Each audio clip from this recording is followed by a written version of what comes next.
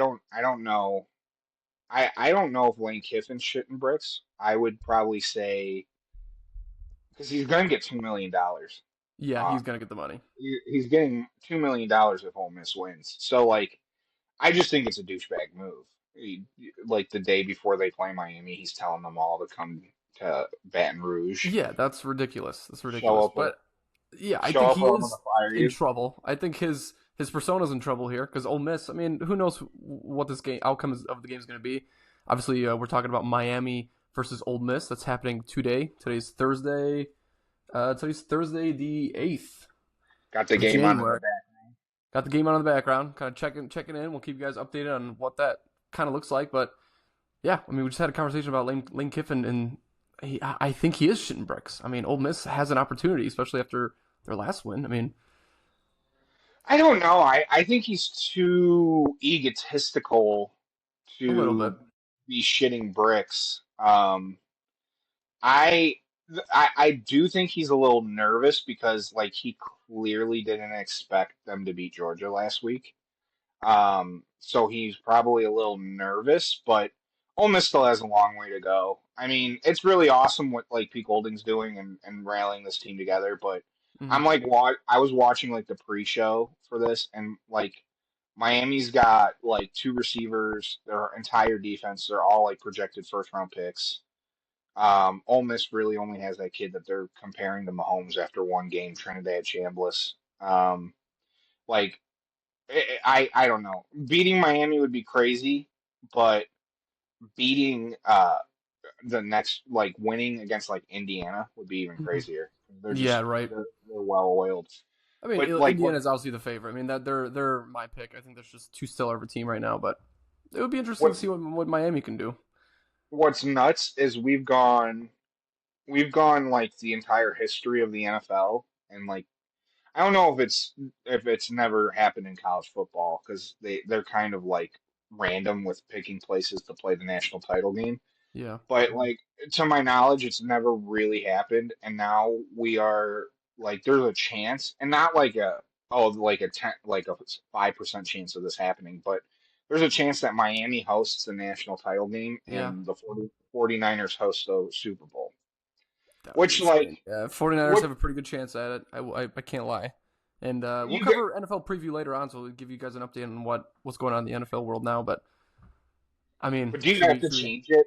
Like, Yeah, yeah, we can introduce ourselves, but I was gonna say, do we have to like if the 49ers get to the Super Bowl and they're about to play in the Super Bowl, do you like you have to fucking change it? yeah, yeah.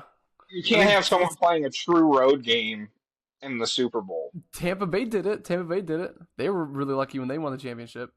That happened I in Tampa. know, I know, but that like I still think that's fucking crazy. It is kind of I, fucking I, crazy. I mean they really don't let fans in anyways. I Yeah. mean it's I mean, only yeah. Timothy It's Chalamet and either way. I mean, I don't know who are the people purchasing the tickets. I think I can kind of look that up on the majority of people buying tickets for the Super Bowl game. I'm sure it is mostly San Francisco fans, but it's usually like no, people I from think all the over the world. NFL's like I think the NFL's like comping that shit out to like Hmm. celebrities.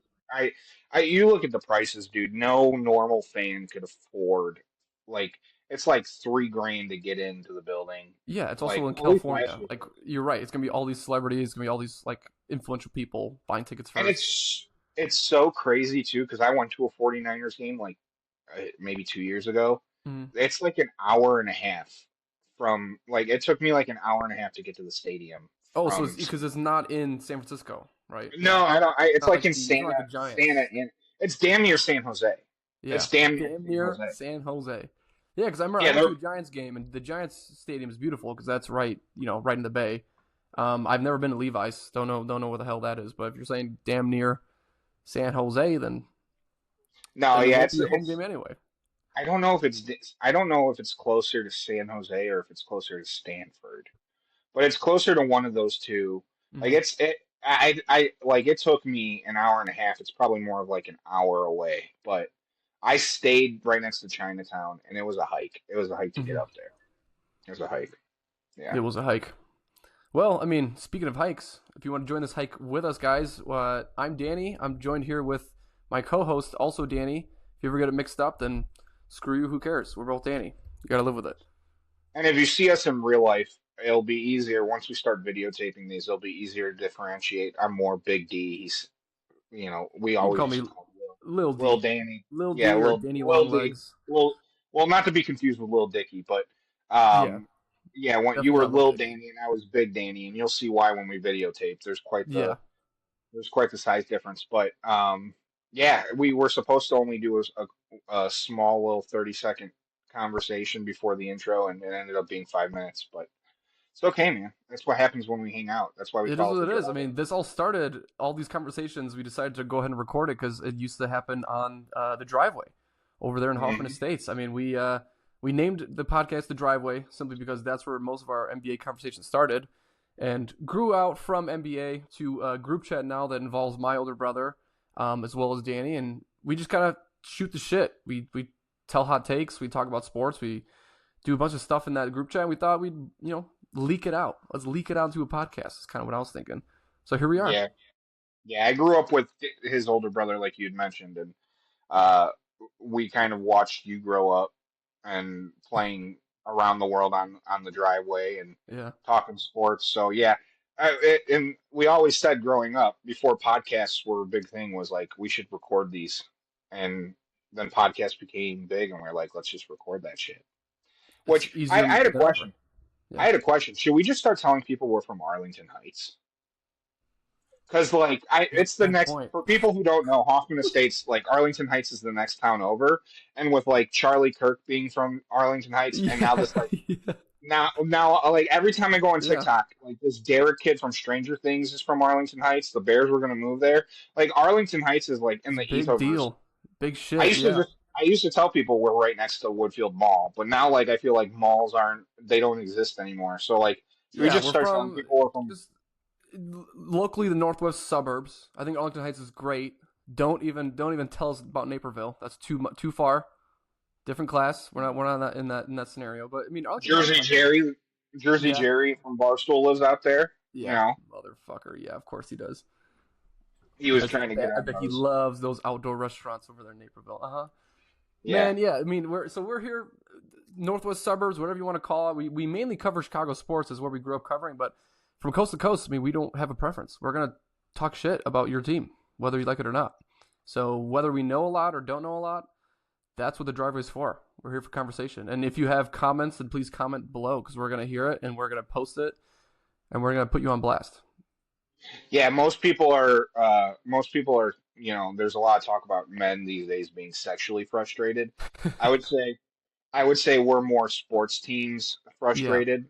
Yeah, if you hear us complaining like incels about how the Bulls never win, or how we just can't have a good. Hmm. I don't think we do that with like hockey because we were in high school and the Hawks were winning, and like it's still kind of that feels like yesterday to me because now I'm old. But Yeah. I mean, we'll yeah, go back and forth, right? Our teams, just like any modern Chicago fan, like we hate our teams and we love our teams, but you can't talk shit about them. Only we can. But your teams are not safe. So yeah, which is how it Raiders, always was. I might rip the Raiders a new one. Like you never know. It's gonna have to happen. Why the Raiders, dude? They've been if there's any team that's had it worse than the Bears, I think like Yeah, yeah. those fan bases have like survived a relocation and like 30 years and Jamarcus And a Russell seventy-year and old coach and a 30 years of being bad and the Jamarcus Russell is that's still an undefeated like bust story of like this is their they first overall pick since Jamarcus Russell.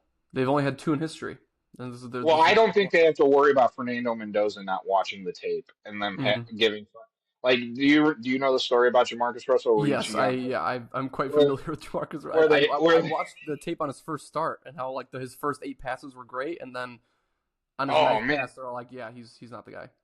dude, he was electric when he was in when he was at LSU. But Hmm. they had a suspicion he wasn't watching game tape, and they gave him a blank tape, and they were like, "Hey, what you see on the tape yesterday?" And he was bullshitting, Yep. and they immediately knew this motherfucker's not watching the tape because they gave him a tape with nothing on it. But and then he kind of had a Zion Williamson thing going on where he gained like a ton of fucking weight, Yep. even though Zion looks great now. Okay. Zion does look great. Zion does look great, but I still understand the hype slash reward, right? It's like, what did he become? A pretty average star player. Fair enough, right? I mean, I can't hate on Zion right now because this conversation is going a million different ways, but Zion, deserved in a sense the way that he what he put into the game, he's getting out of it. Same thing with Jamarcus Russell, and hopefully not at all the same for Mendoza, which most of us can guess he would be the first overall pick going to the Raiders. I mean, they need a Yeah. QB. Yeah, I think the NBA's got a problem where like it's not a Zion issue. It's just like all the guys that are like star players in the NBA right now Mm-hmm. are like the most unserious people I've ever like seen or heard of in my you when we were growing up, man, it was Kobe, it was LeBron, it was like People these guys love were the effort. stoic. Zach Yeah. Randolph, like these guys were stoic. They were serious. They were professionals. Now Mm-hmm. you got like John Morant, Trey Young, LaMelo Ball, Zion Williamson. These guys are so unserious dudes, and they play 50 games a year, and they just bullshit, man. I mean, like what? Ja was It's like a out. gimmick. Yeah, the NBA now, being an NBA star nowadays is kind of a gimmick because like I don't know, all you got like a guy like Patrick Williams, which I hope we never have to bring up again on the show, but a guy like Patrick Williams is making $90 million. Like he never wants to be a star.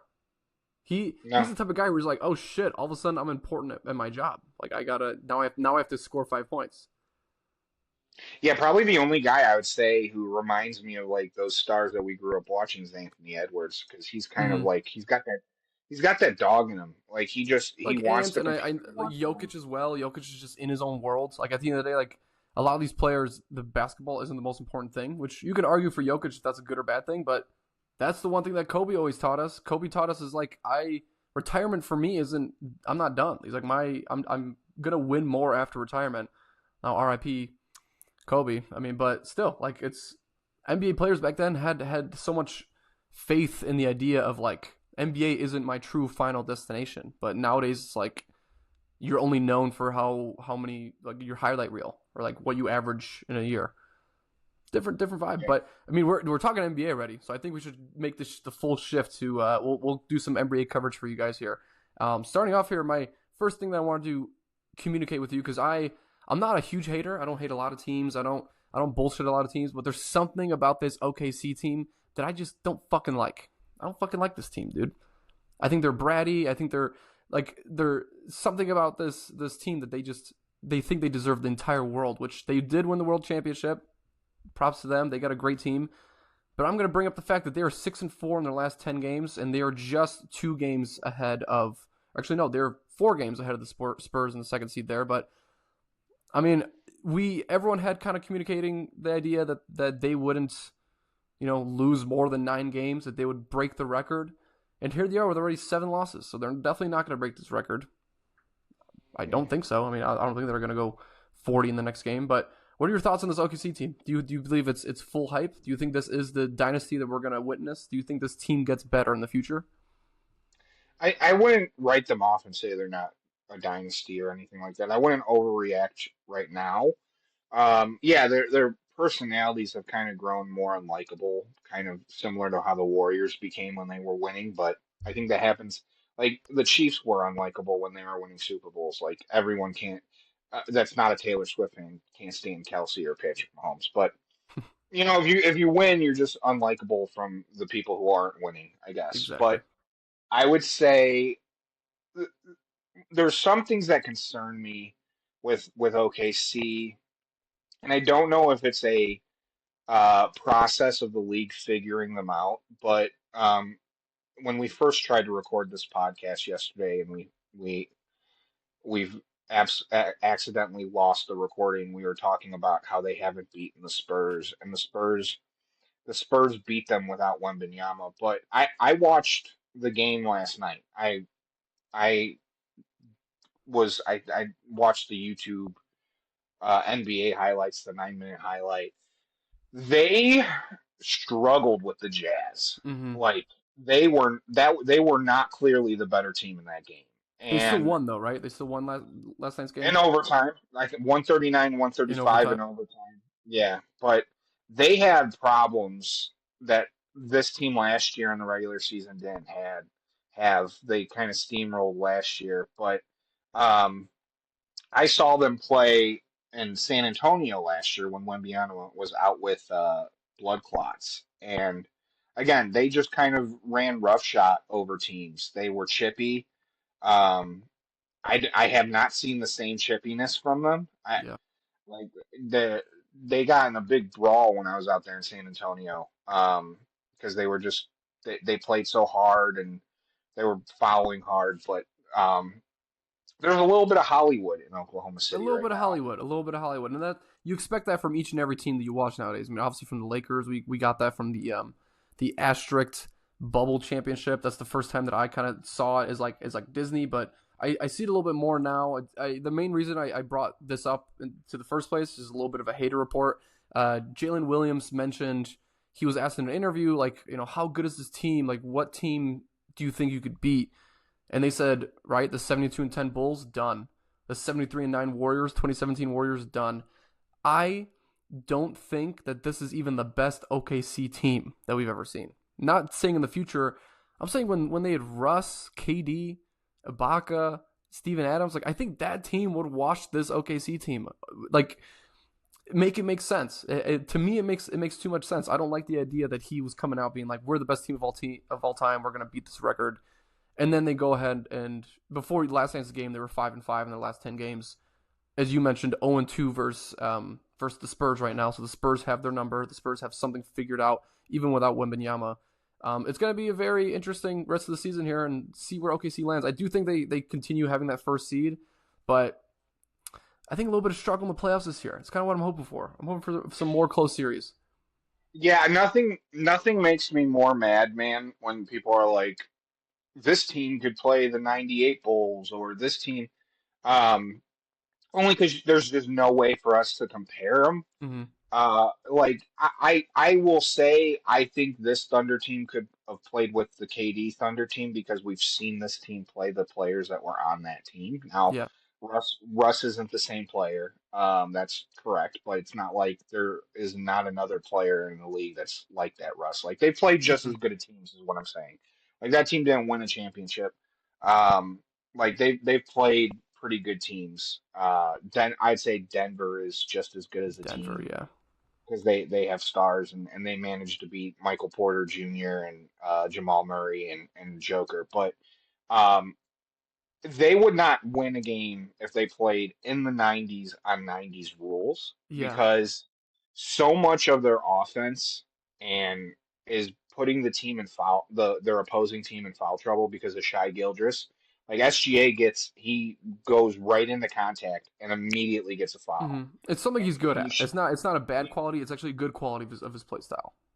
Just to add that. You know what? But this is, yeah, I'm not going to shit on SGA. That's part of the game. Harden does it, and Harden's now past Carmelo Anthony as one of the greatest scorers of all time because he's Mm-hmm. been so good at getting to the line. Like, great scorers get to the line and Mm-hmm. they make their free throws. Like, that's what good scorers do. But you can't say that if SGA had to play like the '92 Pistons, like fucking Jordan had to, and you had the bad boys beating the shit out of him, and he wasn't getting any of the calls that he gets. This Thunder team does not look the same. Yeah, it doesn't. Or if you had Rodman running into Chet Holm, like that's not going to happen. You have Yeah, Chet Holmgren on Rodman, and he's getting clotheslined. it's a There's different no layer of defense, and the 4 and the 5 spot are completely opposite. They're completely switched. Where now the 5 spot is kind of a ball handler. The 5 spot back then was like you need 10 rebounds, don't touch the ball. 10 hundred rebounds, percent. 2 feet pass, like so. It's a different level of NBA where also the idea of drawing fouls like it wouldn't happen as regularly. Like the '90s Bulls, like they were good because they were so physical and they wouldn't get those calls, but being physical gave them the opportunity to be like, we're going to be stronger than your team, overpower your team. It's an irrelevant statement, which I know that we keep talking about the idea, but it's irrelevant because you're right. They're two different generations. They're placed in their own time specifically because of how good and dominant they were in their era. Comparing them side by side is so difficult. It's like it's the same as the It's a MJ different LeBron game. debate. You can never do it. Yeah, you can never do it as It's much it, as you want. well, LeBron It's could be difficult. dominant.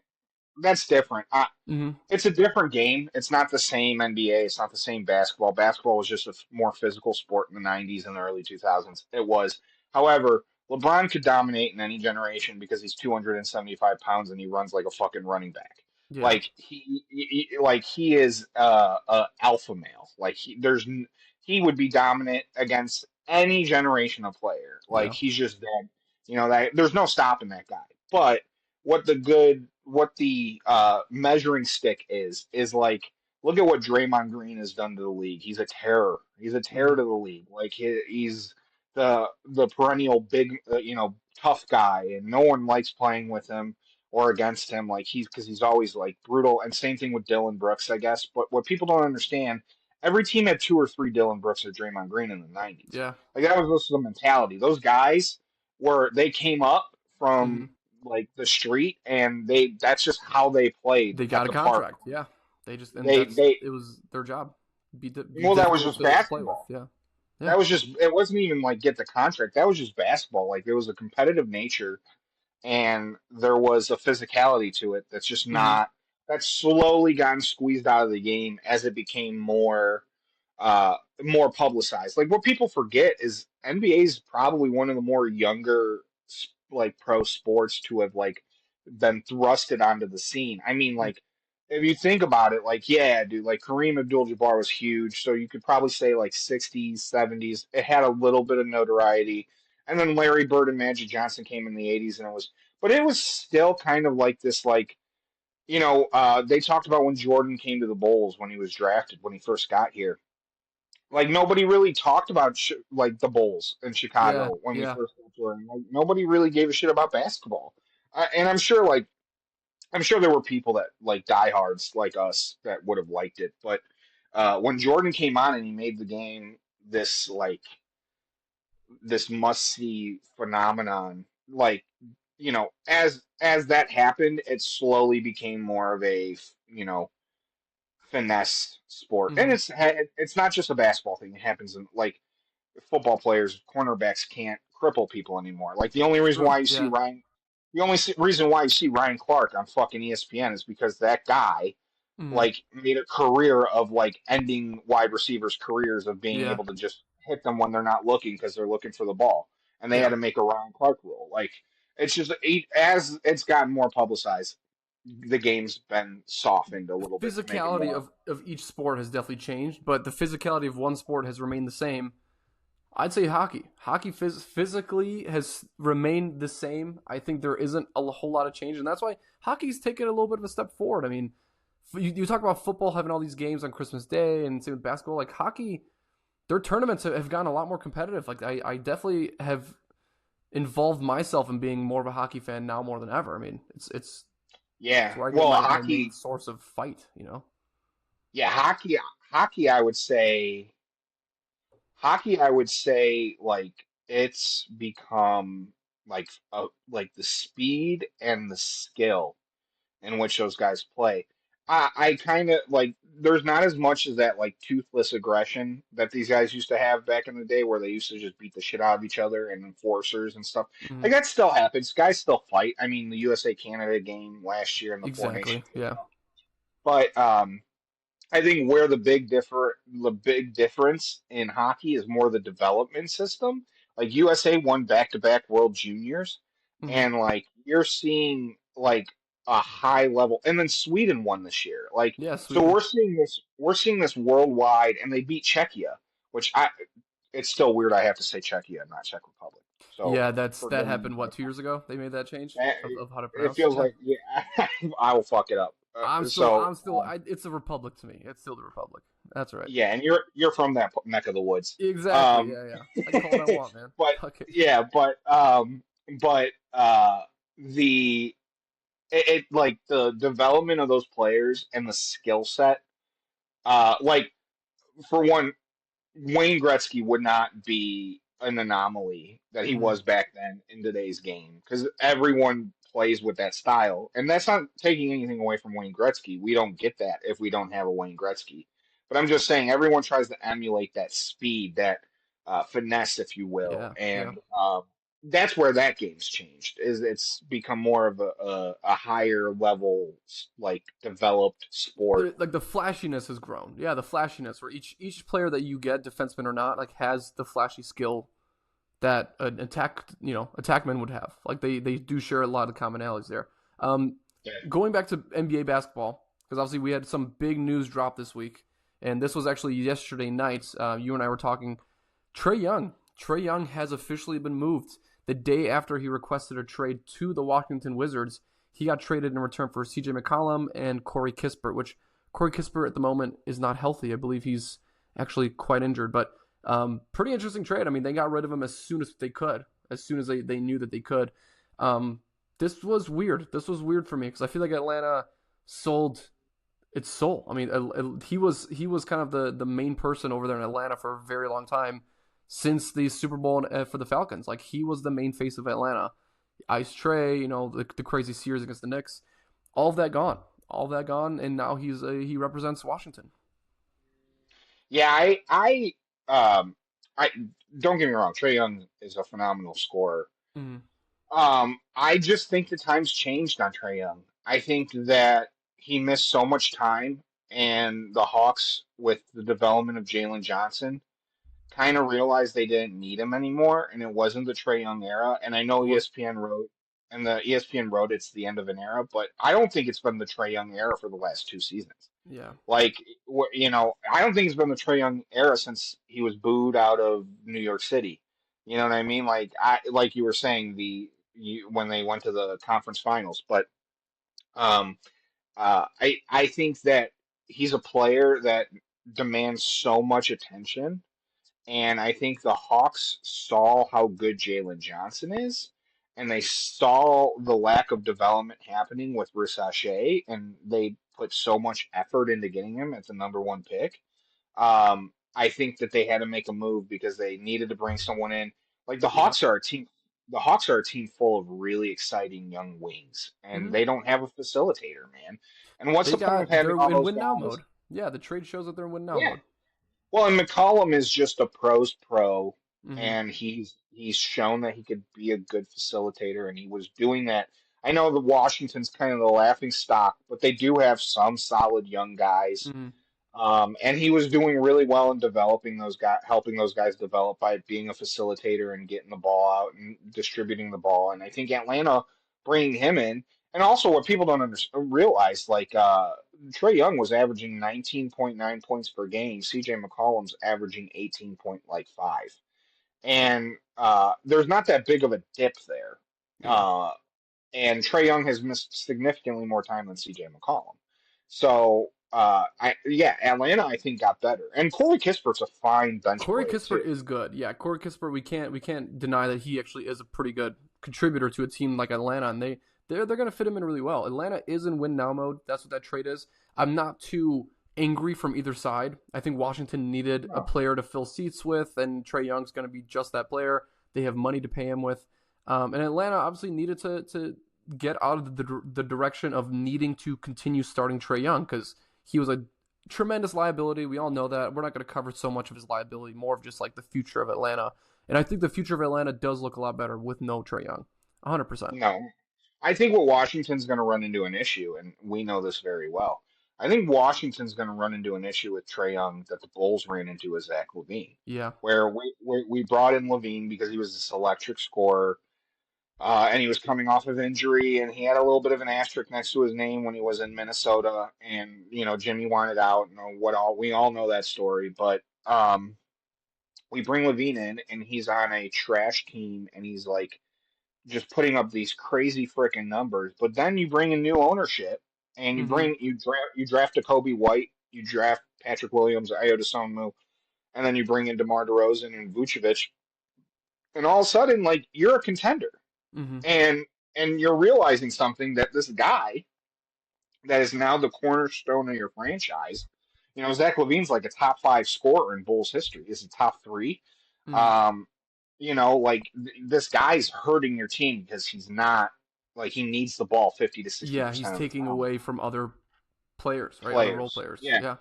And it and made it that's difficult to create role players around Zach LaVine because again he is only a scorer. He doesn't play so much defense, so you can't just fill your team with mostly passers because then Zach LaVine wasn't that great of an assist guy himself.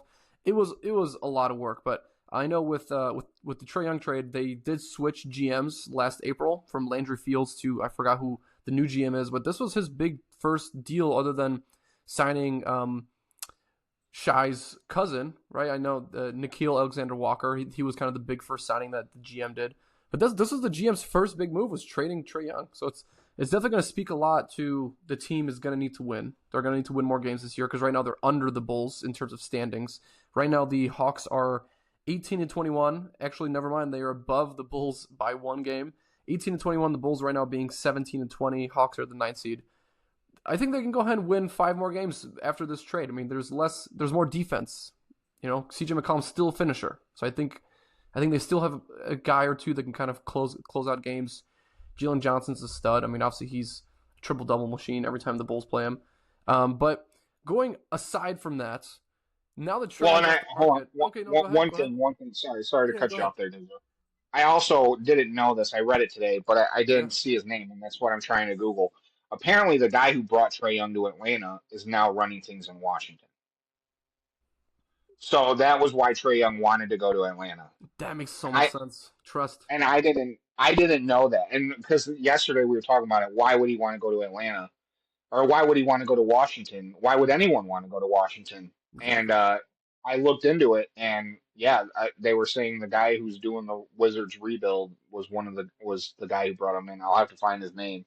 I know nobody likes when the podcast says that guy, but You're just gonna have to fucking believe us. yeah, you're just gonna have to believe us. I could be lying to you right now. But go ahead, move on. Sorry, I had to cut you off there, but Going on I to the thought next that was part here, I know there's a lot of excitement to talk about this. Trae Young is off the market officially. So who else is kind of available right now? Is there any guys that you have in mind right now that you think is a premier player for a team and a great trade target? Other than Giannis, right? Giannis is available, and you have a lot of other players. Zach LaVine's name's getting mentioned. Kobe White. Who in your mind right now is like top tier person that people aren't really talking about? Where it's like this player can go out and win you that championship, being a second or third option. I'd say Michael Porter Jr. Okay, I know yeah. you and I have kind of gone back and forth on where he fits and kind of like what type of player he is, but I think he's a great player because we talked about yesterday, like Brooklyn Nets are winning too many games. Like they're in a rebuild mode, and they have some fine young players, but they have a lot of draft capital. Hmm. And the plan they're kind of following the OKC plan is like, let's get expensive guys off the books of other teams by and use that to build more draft picks and then build up our pipeline of young players. And so they have a plan in place, but he came in, and Michael Porter Jr. has been an absolute star with Brooklyn. And Hmm. so, but we've also seen him be the third option on a team and complement Jamal Murray and Nikola Jokic really well to the point where they went and won an NBA championship. And So he played he well can in that play finals both run. roles. He played really well. Yeah. Exactly. He could play both roles, and he's a very valuable player. Now, people mention what's his health status, but he's shown really well that he can, Hmm. maintain it with Brooklyn. But I don't think he has a problem playing 50 or 60 games a year, probably more so along the line of And even 55-ish then, if games. he's gonna be the second or third option, you don't need him for all 82 games. You can survive with him playing 60 to 50, as long as he is staying a contributor. Because I mean, right now on Brooklyn, he is probably the best premier player. He might be worth two first round picks, is kind of my guess for his trade value. But there's a lot of good teams out there that could use his help. Do you think if he were to make it a trade before the trade deadline, which happens in February, do you see him going back to the West or staying here in the East? What teams do you think fit his Well, profile best? I think there's only one team that should go after him, and that's the Golden State Warriors. Mm-hmm. Okay. Like we talked about, like you saw the comments, which we'll harp on more, but they had people in their own building calling them a dying franchise. And what's one way you can revitalize that is bringing a star player like Michael Porter Jr. Now, the Warriors' name has been tossed around a lot because there's a couple players on their roster that are kind of just wasted away. That a lot of people want to see move to other places. Yeah. I've also read an article today predicting that the Warriors are in on the Pelicans' Trey Murphy, who's averaging over 20 points Love a Trey game this Murphy. season. Yeah. Really good player. So. So yeah, that could definitely, if they get Trey Murphy, I don't think they need Michael Porter Jr. But if there's a team that I think is the best fit for Michael Porter Jr., it's the Golden State Warriors because I think he would fit just fine with Curry and Butler and Green and the guys they have, and Mhm. he's a winner joining winners, and that's never a good Yeah, combo. I think that's a great destination for him. I truly agree because not only would he complement Steph Curry being an excellent 3 point shooter because he's more of a spot up guy, but his defense has gotten a lot better. So he could also complement Jimmy Butler in that range, and he would fit in pretty well being that third fourth spot. I do like the idea of him going to the back to the West. I don't know if there's a lot of teams in the East here that he would be an immediate contributor to better than Golden State. I mean, I could see Boston being an option, but only because Tatum is out at the moment. But otherwise, what are the chances here? Okay, tell me the percentage of chance of him staying in Brooklyn this season and not getting traded. I would probably say it's close to like he's like 20% probably getting traded. 20% getting traded, so Or it's likely I'm sorry, 20% staying in Brooklyn. 20%. So I, he's gone. You think you think he's I playing think for a new job right he's now? well, and also he's going to bring such a big return that Brooklyn's clearly in rebuild mode now, so it makes no That's sense a for good them to point. That's a good keep point. him around. Mm-hmm. And he's going to at least bring them two more first round picks. By the way, it was Travis Schlenk, the now Wizards executive, who brought Trey Young to Atlanta in a draft night deal back in 2018. Okay, you heard it here first So in the driveway, guys. What was it? Schlink? per ESPN, Travis Schlenk, Travis uh, Schlink. Schlenk. Okay. So there's probably some good rapport there. Even though I would fire that guy immediately because he gave Trey Young for Luka Doncic, Yeah, yeah. um, no. Back to Michael Porter Jr. I think Golden State makes the most sense for him. Uh, I think he's probably going to get traded because we talked about it. If Michael Porter Jr. stays in Brooklyn, he's probably going to get them 10 more wins than what they really want. Mm-hmm. And with where the East is right now, that might get them into the play. Yeah, Like like that might get unfortunately, them. yeah. And Yeah. being a part of the East play in is not a place you want to be. I'll tell you No. right now. No. Yeah, it's not. If you're thinking about the excitement of being a play-in team, it's not exciting at all. You're gonna play the Heat. You're gonna lose by 30, and then you're gonna watch your pick turn from a lottery pick to a 13th pick or a 15th No. pick, and you're gonna be upset. You don't want. Yeah, Now it's. wild card. I'm going to drop a team name who might get him that I think he makes a little bit more sense. And anytime someone's on the trade market, the Mhm. Bulls name comes into it. It's not the Bulls. I'm going to say a team, the Charlotte Hornets. Charlotte Hornets. Okay. Charlotte Hornets. They They got some picks that they're willing to dump off. I mean, they got Brandon Miller. Lamelo Ball is going to be probably moved soon, so I could see some shifts there. they got Concanepple, man. He's a Yeah, stud. Continental. Yeah. Ryan Kalkbrenner has been probably one of the shockers of the draft. He's a starting center. Now, like they got a lot of win now pieces. They're Mhm. about 10 games under 500. And if you want to win 10 more games, like we talked about, Brooklyn doesn't want to win 10 more games because they might be in the play-in. If you want to win 10 more games and get into the play-in, I think if you're the Hornets, that makes a lot of sense. They also Yeah. have Miles Bridges. They also have Miles Bridges, but I do. That's also a pretty good comp for him. I think he would be in a better situation, him being less of a third, second option. Probably still the first option if Lamelo wasn't to stick around long term. But heading out to another direction. Still talking some trade talk here. Giannis came out with a report today, saying that he is 1,000,000% invested in ending his career with the Bucks. I think what happened in that direction was probably that they couldn't muster up a trade for him. They couldn't muster up a trade that would make him happy to a New York or to a Los Angeles. So he's going to stick around in Milwaukee, knowing that he's got the best chance to continually win again. But with him off the market, there's a lot of talk with the two Mav stars currently, with them kind of trading places and going to two new cities. Kyrie Irving hasn't gotten back from injury yet. They're not aware if he's going to return back this season anyway. But Kyrie Irving and AD both sound like they are available at the moment. Are these two players that you're shying away from, or do you want to get up all in that business? Do you or no? I've heard a lot of teams, like I heard the Hawks were a big reason why they moved Trey Young was to get some more cap space so they could bring AD in.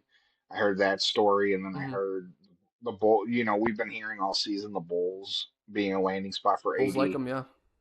AD's a beast, man. If he's healthy, like if he's on the court, he's a great attribute. Like he's a good player.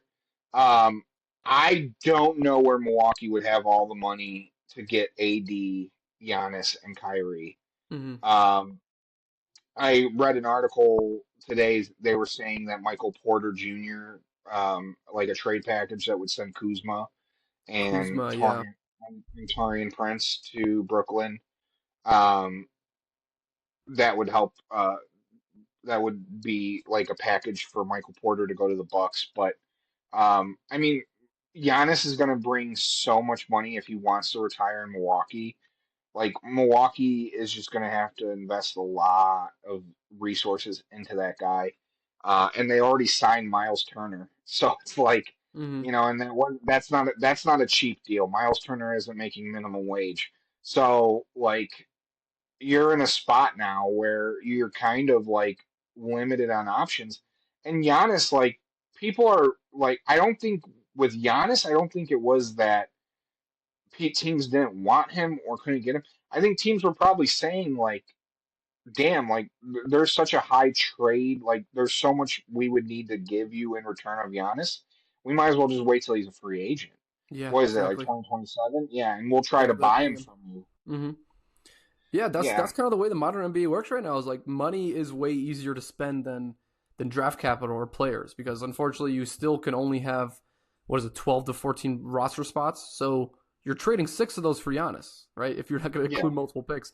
And at that point Giannis I think understood that he's going to have to stay put. But when it comes to Kyrie and AD, I don't think we'll see moves this year. I think they're going to no, continue sticking with them. I think that it makes no sense to trade them just for more draft capital. Cooper Flag's having a good season, but they're also not in the mix to win much.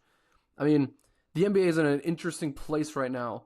But what's more interesting than the NBA, weirdly enough, is what's happening in men's basketball college, NCAA here. There's a certain topic that we're going to cover. I know there's a lot of excitement from other folks all around ESPN and Barstool. Everyone's talking about it. Officially, the headline here is going back to college. NBA player or NBA draftee James Najee ended up creating some stirrups here in NCAA mixed with NBA talk. He became a midseason signing back to a pretty good Baylor team. That's some things that it's happened recently in the past. This is not the first time ever that a player who didn't get a full ride NBA contract after going into the draft or maybe undrafted went back to college. He said, "Screw that, fuck that. I'm going back. I'm going back to college." Good move. What do you think?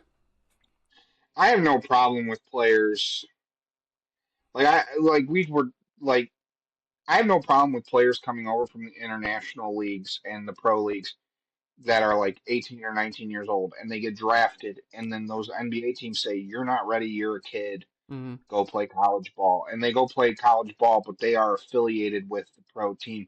I have no problem with that. Like hockey does that, baseball does that. Those kids get drafted at a young age out of high school, and then they usually go and they end up playing in college, and they can go back and re-enter a draft and get drafted a second time or Yeah. whatnot. Like I don't know exactly know how that process goes. I'm not an expert on that, but um, it's certainly not crazy that a kid's playing in those sports and he's going knows he's going to a certain pro team. Um, so I have no problem with that. Like we were talking about Noah Essengay, Yeah. how much more fun that would be if we got to watch him at like U of I or Michigan State playing like meaningful games. Yeah. Rather than his This, his time over in Windy City, right? Like that's. I yeah, think it would make so much more sense to see some competitive basketball, and I don't know how likely that is to ever happen, but I would enjoy it, especially for a guy like him, 19 years old, or I think he might be even 17. The guy is yeah, insanely young, and he's just young enough to where he could probably get a starting spot for the Illini, and he can go contribute some meaningful minutes there. That would be an yeah. interesting sight. How likely that is to happen? Very unlikely. But in terms of James Najee, I don't.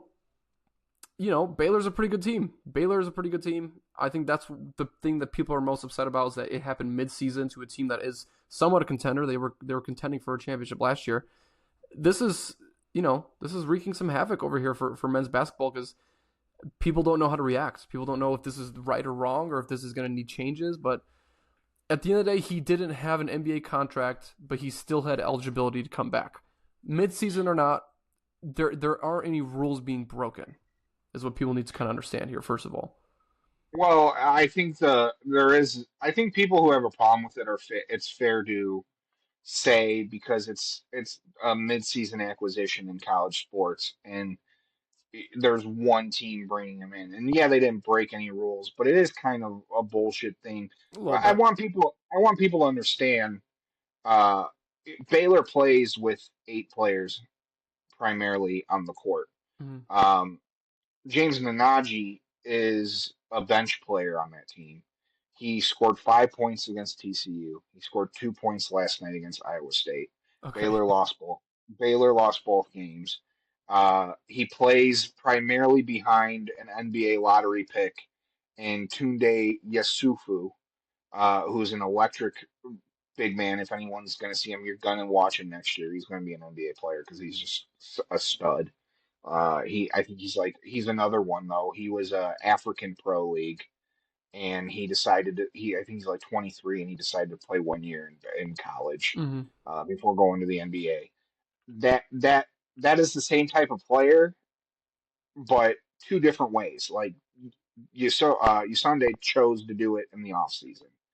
Nanaji just happened to, after 2 years of whatever the fuck he was doing, because he didn't sign an NBA contract, whatever he was doing when from drafted in 23 to now, he decides to just show up and play basketball. I think he was Mm-hmm. playing in Barcelona, not the soccer team. Um, he was playing in EuroLeague, but um, I don't have a problem with it because I don't think that type of player is that much better than the guys in college right now. A Now, good if point. if fucking Terrence Shannon was Mm-hmm. like, I'm going back to school, and he averaged like 30 points a game when he was in college, yeah, that would be bullshit. Mm-hmm. But like yeah, there's some limits to it. But if you're bringing a guy in, and I understand, like we've seen so much international talent come in, and work out. But like I want people to understand, when NBA players and these kids that are like stars in college basketball, when they go play in Europe or Israel, or they go play in Serbia, like those leagues are exciting, but those guys go and average 50 points a night. Mm-hmm. So it is a big dip in talent. Like it is a big dip in who you're playing in competition. So like you see this kid come in, and he what maybe was averaging, I don't know his exact numbers, but he was playing well in the EuroLeague. He was there for 4 years. Um, but he's not. That's not a shoe-in that he's going to average 25 points a night in the NCAA. Where I don't know if people watch NCAA, they play defense in that They league. do. Like Yeah. they play defense, and there's a lot of 7 footers, and so just because Nanaji's a 7 footer, Mm-hmm. people are like, oh my god, oh my gosh, it's Wembanyama. He's no. Purdue has two 7 footers on their team. Yeah. Florida has a 7'6" guy. So it's like it's not some abnormal, like there's so many 7 footers right now in college basketball Mm-hmm. that it's not this like unseen thing. So yeah, like I said, 7 points in 2 games. Suck my dick to people who are saying that he, Exactly. It's he like he's the gonna ruin the game. But yeah. Tell um, me things that aren't gonna matter in 2 weeks. It'll probably be this. Exactly. It'll probably be this. And not to mention another thing is the big difference between competitive professional sports and the undersection of NCAA men's any sport is coaching. I mean, some of the best coaches on earth aren't even in the professional league. Like they are playing at the college level. yeah, And that's another thing that people have to understand is like you kind of play harder because I mean NIL blah, blah blah whatever, you're playing for something way more. You're playing for your resume, whereas in the NBA your resume is already set. So I totally agree with you in that case. Like a player like Noah Essengay, like he would definitely ripen up way quicker if he were to just play in a college team. And how that happens, I don't know. But this direction, it could go back or forth, right? The way that James has kind of entered Baylor. Will we see another midseason acquisition? I think we have a lot of other pro NBA players who never sign a contract after getting drafted or being undrafted. They're going to make their way back to college. I think we're going to start to see a little bit more of a flush of this. It's going to happen. yeah, this kid was probably making, $25 an hour playing where he was playing before, and Mm-hmm. now he's making $5 million playing for Baylor. Yeah. Like, what would you fucking do? What would you tell your friend to do? What would you tell Yeah. your kid to do? Like chase the go play. bag, I dude. don't know if you bet. You're gonna be on Yeah, TV anyway. Like we're Ba- gonna watch you, man. That's not a big deal. Like, Baylor's a beautiful campus and it's a historic program. And they always, like last year they had VJ Edgecombe, hmm who's now a stud. Like they put guys in the NBA, like Torian Prince. Like they put good players, like hmm players come out of there and have success in the NBA. And like I was saying, Tunde Yusofu is going to be the next guy who's going to do it. And I don't even know if James Nnaji is going to be in the NBA after he I gets don't. out of Baylor. After all this, this Yeah, might be hurting his yeah. rep. Yeah, it's Well, I think he probably figured out that people realized he ain't shit. yeah, Like he yeah, ain't shit. He can't ball. yeah. He And so can't like he ball. goes back to Baylor, and hmm he knows he's not going to the NBA, so he's going to go get $5 million. Yeah, Fuck you guys. Let the African guy get fucking that's a get good paid. point. Yeah, it's a good let a man get paid, man. Why not? You Like the spoiled money. American coaches. I don't want to hear Calipari, who's making $100 million, and all these fucking 70-year-old Yep. men who refuse to fucking die or retire that are sitting on a gold mine, and they're saying fuck this kid for going to Baylor. This kid comes from a league that they probably or comes from an area they don't he can't make shoes for him because Yeah, he's yeah. I mean he's 7 feet tall and they can't find fucking shoes for a 7 footer, and you're gonna be mad that he's making $5 million. Go Exactly. fuck It's a yourself. topic that So people are covering for main reasons. The main reason we cover it is because we're trying to, tell you how much bullshit it kind of is to continue talking about it. Like, let the man get paid. NBA is the NBA. It's a hard place to get into, but if you want a second shot, then he is taking his second shot, a second opportunity. Let a man get paid. Not a big deal. yeah, let him get paid. Let us watch these young kids that you Yeah. draft from fucking Europe and Africa and Israel and Italy, and we hmm get all excited about them on draft day, but Yeah. then we don't watch them. We don't watch them. Let them go to the college so we can watch them. Yeah. And dude, like, how much fun would that be in March if Noah Essengay was on a team in March Madness and Oh, I would. like you? Man, you put him in a fucking like Kentucky jersey, and all of a sudden I'm a Mhm. Kentucky crackhead, dude. Like I'm digging that shit. Yeah, I'm all Yeah. about that if that could happen. Yeah, dude. Yeah, that would be so much fun. So I don't know.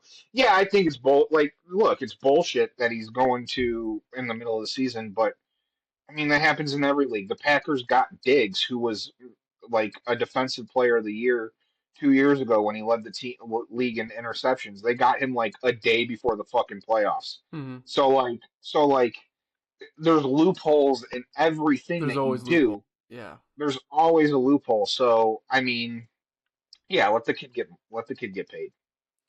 All right. Well, speaking, I mean, that's a lot of NBA topic here because the main things that are going on right now are trades. There's not a whole lot of other things to cover. But if you had anything else you wanted to, any last thoughts, last remarks based on NBA, we're gonna make a shift here to NFL because NFL's the topic of the week, topic of the month, and the topic of this brand new year, 2026. I mean, playoffs are coming up pretty quick, and this week we had a large change in coaches. I mean, there's been 6 coaches fired, and so far no coaches hired, but a lot of interviews going on. I'm going to go through a list here. I'm going to go through the list of officially NFL talk, a list of the coaches that have been fired, and tell me what you think is the most important firing, what surprised you the most, or if you have any other remarks going on here, because I have a few things I'd like to say. Raheem Morris of the Falcons, Pete Carroll from the Raiders, Kevin Stefanski for the Browns, Jonathan Gannon for the Cardinals, John Harbaugh of the Ravens, and today's new article this morning that was received, Mike McDaniel fired from the Dolphins. What do you think?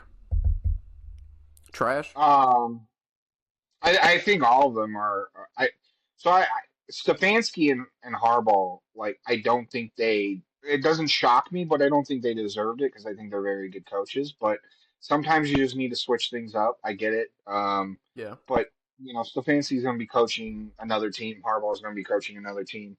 Um, Next season they're already interviewing. At least Stefanski is. I don't know about Harbaugh. I haven't heard anything on him, but they'll be most likely coaching one of these teams with openings next season. Mm-hmm. Um, uh, I McDaniel, it had to happen. I think It had to McDaniel happen. is. Yeah. It maybe even I think happened a day McDaniel. too late, realistically. Well, I think he doesn't get fired if Harbaugh doesn't get fired. It's a good point. Yeah.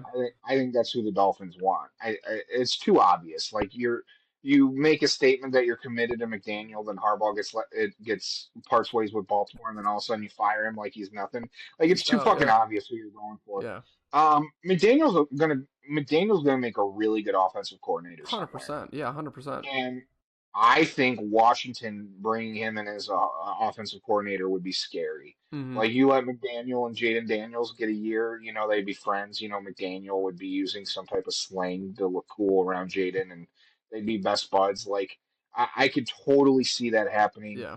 Um, but Aaron Glenn should have been fired. Yeah. That's the Aaron Glenn biggest. should have been fired. Same with Aaron Todd Glenn Bowles. Todd Bowles should should have. have been fired. Yeah, they fired their entire staff Mm-hmm. except Todd Bowles, which that's another team like Dable or McDaniel who could be really good offensive coordinators going there. They're saying Matt Nagy might go to Baltimore, and I've seen him maybe Tennessee. Uh, If they but want to run that maybe experiment again, that's fine. I mean, I don't think he's got anything left in his tank. I think he gave it all up when he coached the Bears. Realistically, I don't see what he could do differently this time around. I think I liken him more to like a Cliff Kingsbury. I think he's a guy that has a really good mind for the offensive side of the ball. I don't He know also how said much. that he wouldn't be calling plays, Matt Nagy, if he was to become a head coach, that he would no longer be calling plays as he did being the Bears coach. He did have a winning record with the Bears. He He did. did have a winning record. So, um, I don't know. It's tough to make predictions about where these guys will go. I know we were saying the hardball going to the Raiders makes a lot of sense. Mm-hmm. Uh, we were saying we were saying that we think that Stefanski to the Giants makes a lot of sense. I think it does make But sense. but you just never know what these guys are looking for in future jobs. But Mm-hmm. uh, I am I'm interested to see who takes the Atlanta job. Yeah, that's because you're getting a pretty set. I mean, arguably them, Atlanta or Baltimore. You're stepping into a position where all you got to do is instill culture, and then the teams are going to try to win themselves. I mean, they have the pieces needed already. Ole Miss just broke. I'm sorry, Ole Miss just broke away with a Keywan Lacey just broke off with a like a 60-yard touchdown run. Sorry guys, I'm Pulling it up watching in the now. back. Pulling it up now.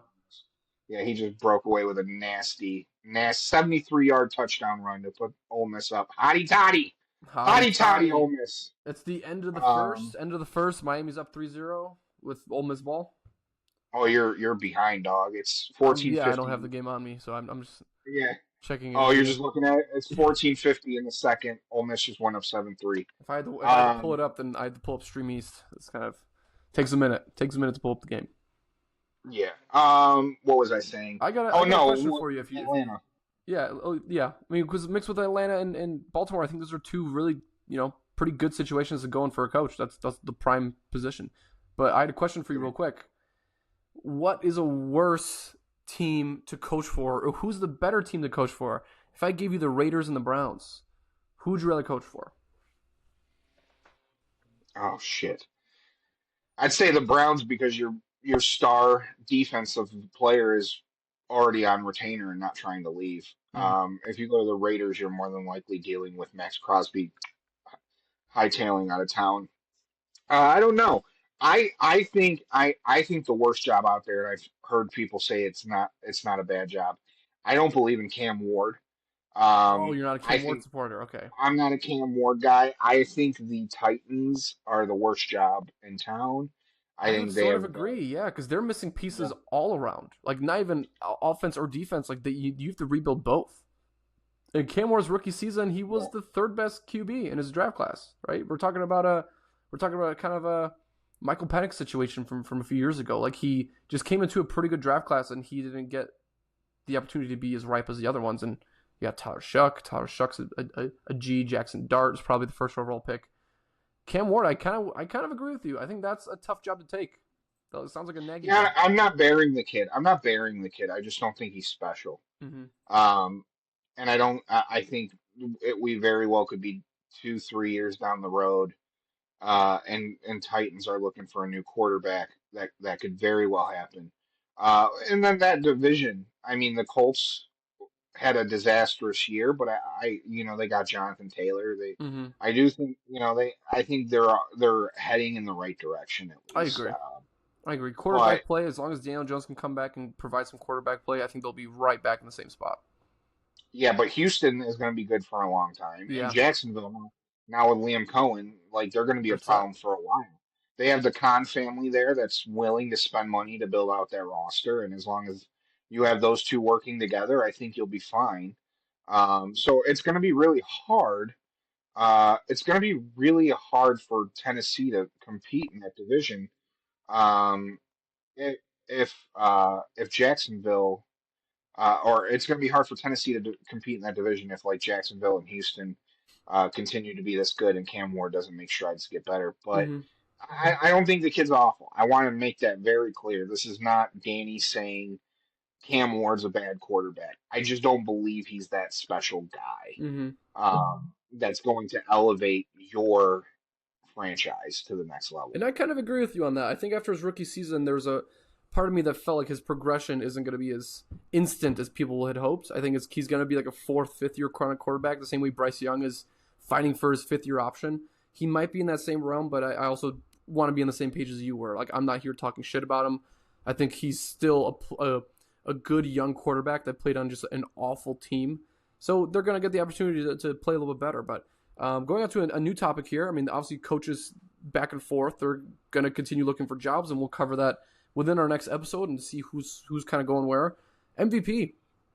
MVP is not. It's a lot less important than it used to be. It's always a quarterback for the last 30 years, but who do you have right now? I mean, between the four guys, everyone's talking Caleb, Trevor, Drake May, Matthew Stafford. Likely between Drake May and Matthew Stafford. What did you pick here? I think it's Matthew Stafford only because they played harder teams and Yeah, they played in a schedule. much harder division. Yeah, they played in a much harder division. Um, but I think it's definitely Matthew Stafford. He's just and he's 38. Drake May is going to be here again. Mm-hmm. Uh, Drake May is going to get his opportunity. You're kind of right. I think yeah, Matthew Stafford just needs. I think he needs this. I think the NFL knows that this is actually going to be better for the NFL if Matthew Stafford gets it. Being a huge market in Los Angeles, right? Patriots, let me, they had their let me pull time. up the Rams. Let me pull up the Rams schedule and just tell you who they played. We've heard the media talk about how bad the Patriots schedule, like how historically bad that is. The Rams have played, and this is in the regular season. The Rams have played the Houston Texans, the Philadelphia Eagles, the Indianapolis Colts, the San Francisco 49ers, the Baltimore Ravens, the Jacksonville Jaguars, the New Orleans Saints, the San Francisco 49ers, the Seahawks twice, Buccaneers, Panthers, Lions, Falcons. Like they played quite a few good teams. Played Like is what I'm winning organizations. Yeah. yeah, there's quite a few playoff teams on that, including the one they're playing in the playoffs. Yep. Um, and the Patriots, we know how bad that schedule is and how bad that division is. Um, so I think it's got to be Matthew Stafford. Drake May is a phenomenal player. Mm-hmm. Don't take anything away from what he did this year. It was incredible. Matthew Stafford put up those numbers from a guy who people thought he was weekends at Bernie's in the Yeah. off season. Like people Yeah. thought he wasn't going to make it. Like they He thought he was. was They had dying. to clone Matthew Stafford at camp. Yeah. Yeah, yeah. So I think he's done more to deserve it. But like we were saying earlier in the podcast, like it's a dead award because they refuse to give it to anyone else. Mm-hmm. Since Miles Adrian Garrett, Peterson, as was mentioned, right? And yeah, yeah, Miles Garrett, right? That's Miles somebody that Garrett should broke the have a sack name in there. record. He broke the sack record. He should be the MVP. Mm-hmm. And he did it on a team that was playing from behind and won 5 games this year. Uh, Did and they? that is Did you probably see how why many I would snaps it took for him to break the record by any chance? significantly less, like Strahan did 100 it. less than Strahan. Yeah, Yeah, Strahan did it in 602 snaps. Miles Garrett did it in 437. That is an MVP conversation. insane. And you're talking And about most valuable well, player. You're not talking about the winningest team with the best player. You're talking about the most valuable player. Miles Garrett broke the fucking sack record in 400 snaps. We'll never see that. yeah, We won't see that happen again. I don't think so. I mean, T.J. Watt and was I pretty close when he forgot. tied it, but he's been around a while too. Like he's been doing this for a long time, Miles Yeah, Garrett. Like yeah. that guy should be the MVP. I don't care what Hmm. anyone says. I don't care if anyone says it's a quarterback award. Miles Garrett, and if Miles Garrett, if you're not going to give it to him, and you're like, okay, offensive player should get it. Jonathan Taylor Yeah. had an insane season. Um, so I don't know. I like Matthew Stafford and Drake May. The book is out on what their seasons are. They had great seasons. Hmm. I don't think they had special seasons. Um, Yeah. I don't I mean, think both of they them had were like up and downs. Drake May did have a good season for a second year player. I do think the growth that he has is going to need to be by a lot more for him to kind of get back to this position here than being close to a first seed. But I agree, Matthew Stafford played well enough to win it. If it's a quarterback, only trophy, it's going to have to be a quarterback only trophy. One thing I wanted to mention is that within the last 25 MVPs, the winner has never won the Super Bowl. So you can pretty much count out statistically, right? Whatever you want to call it. Whoever wins this won't win the Super Bowl. And I do have the Rams as a Super Bowl favorite.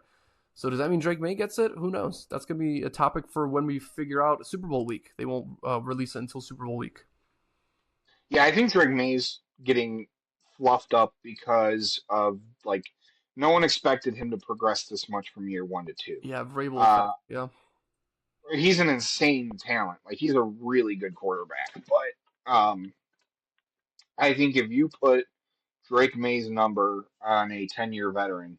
Like if you put Drake May's number on Lamar Hmm. Jackson doesn't. Lamar Jackson doesn't win MVP. Yeah. Like people would say this is a down year, even though compared to the year Lamar Jackson had this year, like it would have. I think Lamar Yeah, it would Jackson have. is one of those But I, numbers. I But see what you mean. Again, Lamar being a two-time MVP winner, like that would be a down year for Lamar. yeah, And how consistently can we always gauge the fact that the MVP player is going to be this third best quarterback in the league just because they have a pretty good winning record, and it's a record against bad teams. So my final pick, Stafford. I agree with you on that. I think Drake May will get his opportunity to shine. I think the playoffs are going to have a lot to do with it, but unfortunately, there's no more voting going into the playoffs. We'll see. We'll see. Stafford is definitely my pick here. I think he deserves it. If we had to collectively, the driveway were to pick a person, I mean, I got my vote for Miles Garrett. I agree with you on that. How yeah, do I you know beat he's not that? going to win, Yeah. but How? the driveway endorse you, Miles Garrett. Mm-hmm. The driveway Come on the endorsement here. podcast. All Come right. on the podcast. Come on, Dude, podcast. Yeah, we'll that'd be answer you. so Yeah, sick if we could talk to Miles Garrett. Oh dude. I my mean, god. that's the point of what we're doing this for. That's what the driveway's for. It's a couple guys, sharing a chain smoking cigarettes and sharing a beer, dude. Like this is the point of sitting on the driveway. Like Miles Garrett, you want to come chill, man? Let's crack it open. Let's do it. Exactly. I need to know what Mason Rudolph said to him that made him correct Mason Rudolph with that helmet. I need to know what he said to I him. do have to know. 'Cause I have a feeling he said a word that I can't say. Exactly. I need to hear it though from Miles Garrett because I think he's too classy. I know he's alluded to it, but Mhm. I think if we get him in a room and we have some Miles, beers, yeah, Miles, I mean, we have an MVP trophy for you. If you want to come pick it up, then you gotta come on the podcast, and I'll make sure to tag him. I'll make sure, and also for everyone else listening, comment down below who you think is your season MVP. If you don't agree with us, if you think it's gonna be Drake May, or if you think it's gonna be, I don't know. It could be anybody. It could be Drew Dahlman. yeah, Drew Dahlman could be an MVP conversation. Best center in the league. Okay, Danny. Now's the Drew fun part. Doll. Now is the fun part. Are you ready for this? We're going to go through the NFL playoff preview. This is what everyone's been waiting for. All the fans of the driveway for episode 1. We're going to go through this. You got Okay. any hot takes for us? You got any teams that you're pressing for? We're going to go through this one by one. Well, I'm leading with my heart in this playoffs because obviously the Bears are there. Mhm. And I'm picking Buffalo, even though there's no real reason for me to pick Buffalo other than Josh Allen, and I love Josh Allen. Um, Joshy, yeah. I just read today that it's going to be raining in Carolina. They're going to have some inclement weather, and Matthew Stafford is 1-8 in the rain Oh. this season. Ooh. So Ooh, okay. I mean, that's maybe that's we'll. the first game we're going to talk about here. That's the first game. Rams at Panthers in Carolina. Sounds like it's gonna be rainy weather. Right now, the Rams are 10-point favorites, 10.5 points.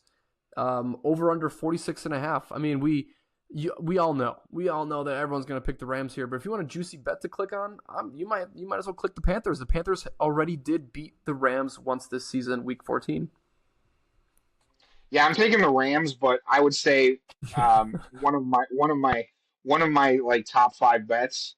That's a crazy, insane spread, and if it comes in the rain, take the Panthers to cover. Take the That Panthers. that's a really high spread, and if it's the weather that they're saying that it's going to have, there's not going to be a lot of offense. So maybe it stays low scoring, even though the Rams controlled the game the entire way. I could definitely see that happening, like winning a 16-3 game, or Mm-hmm. maybe 16-9 or something like that. But the Panthers never are really into it. But I would say a fun bet would be take the spread in that game. I mean, all of America likes them, but that would be crazy if the Panthers won that That game. would be insane. That would be a topic because then Stafford would get his MVP trophy if he's already out of the playoffs, kind of thing. Like Yeah, that would be kind of nuts. well, and I know everyone is saying how much like the Bears losing to the Packers, and I know that's the next game. We'll get to it, but everyone's saying the Bears losing to the Packers would ruin the season. It's the worst possible thing that can happen to us, and I'm telling you now, Chicago, Mm. it is not. Because listen, if the Panthers beat the Rams and the Bears come and beat the Packers, and we're riding this emotional win, we just beat the Packers for the second time this season, sent them home, and then we go into Mm. next week and everyone in Chicago's thinking NFC title game, and we lose to the Panthers in the divisional round. That Yeah, is the most gut wrenching loss. And then what I can't people wouldn't imagine be losing to the talking about, Panthers. the Panthers got the last laugh on the only thing Ryan Poles has is the Yeah, DJ Moore the trade, trade. and Mm-hmm. and Did for Panthers Bryce win the Young. trade? So Yeah, the Panthers won the trade because Bryce Young knocked us out of the playoffs. So that is the worst thing fucking. that can. It's not going to happen. It's I not would going to fucking happen. jump. I live in a half-story Yeah, building. I would jump. I would jump head first, dude. I can't. I just can't watch I that. wouldn't recover. I wouldn't That's recover. so. That's the 3:30 game. Yeah, that's I have you got. nightmares, Dijo. I have nightmares of being a young kid. Guys, don't make fun of me. I am old. I wasn't this young, but I have nightmares of being this kid sitting there watching the 2005 Chicago Bears after Kyle Orton won 9 games in a row with that team, and we were back, baby. The Bears were back, and we played the Carolina Panthers. And if you guys have YouTube, which everyone does, watch what Steve Smith does to Charles Tillman in that game. It's Jake Delhomme and the Carolina Panthers. They ran all over the Bears, and it sent me home. I was in tears after that game. Yeah, it's like that's one of the the We're first a gut little too wrenching used to these games. rough losses here as a Chicago community. So I Yeah, can't take any more. But heading on to what could be potential heartbreak or I don't know, potentially the best game I've ever seen. The 7:30 game, Saturday night. The Carolina game's the 3:30 game, 7:30 game in Chicago. Bears Packers, third time this year. This is the tiebreaker here. Let me pull up the spread. So right now it's looking like Packers are 1.5 point favorites, with the over under of 44.5 points. It does look like it's going to be a snow game over there in Chicago for Sunday, which you can argue is good for the Bears, bad for the Packers. I think it's going to be a difficult game either way. What are some thoughts that you have heading into this game here? I mean, I'm full blown Bears fan. I am expecting my team to go in and win. We are not the favorites in this game. We are not favored, but do you have any other expectations, things that you're looking for? Do you have any players to keep an eye out? well, I have a speech, a Okay. hype speech, and I want the people and the fans of Chicago to listen to me closely. Mm-hmm. I'm taking the Bears.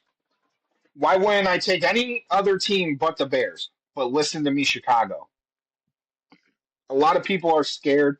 A lot of people are crying. A lot of people are saying, why we got to play this team a second time? Look, when Jordan was in the 90s, who was the team that he had to play Who was the team that he had to get past? The Detroit Mhm. Pistons, the Yeah. heated rivals of the Bulls. He had to overcome them.